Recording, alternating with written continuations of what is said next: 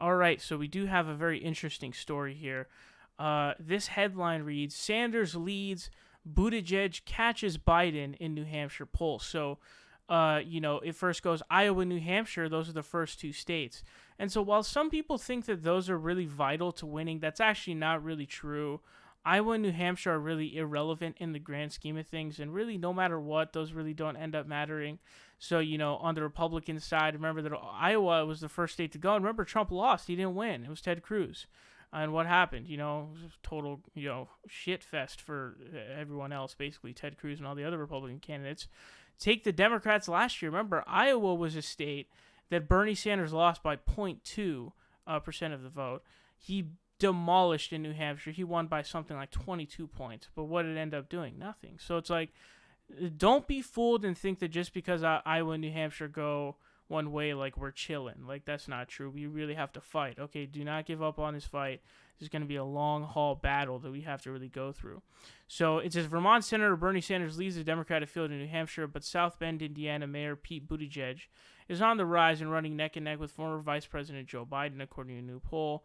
The latest Granite State poll from the University of New Hampshire finds Sanders at 30%, followed by Biden at 18%, and Buttigieg at 15%. No other candidate has more than 5% support. 77% of Democrats said they're still trying to decide who to support. So that's also a very important number to put into context as well. Then it goes on to say there's surging interest in Buttigieg among Democratic voters. In the previous survey from late February, Sanders is at 26%, followed by Biden at 22%. Buttigieg was only at 1% in the survey. So this guy is an interesting phenomenon.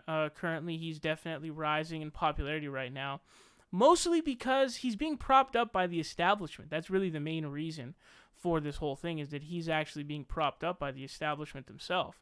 So that's kind of the reason why, that he's doing better. But it definitely is a little bit odd to see his stock rising. I'm not really sure why it is. But Bernie Sanders leading in New Hampshire, not surprising whatsoever, not at all. Bernie Sanders is certainly going to win New Hampshire. Don't know about how much this time, but I just remember last election cycle just trouncing Hillary Clinton in New Hampshire.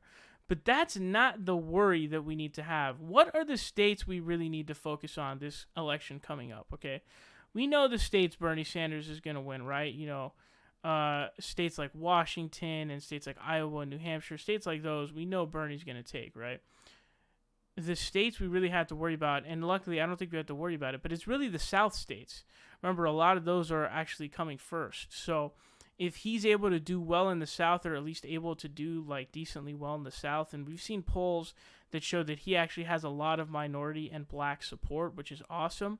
So if he makes it through that South, oh boy, man, he's really chilling, dude. Because if he's able to do well, or at least just be able to hold, stay above water in the South, he's gonna be able to pull a ton of states, and he's gonna win pretty easily.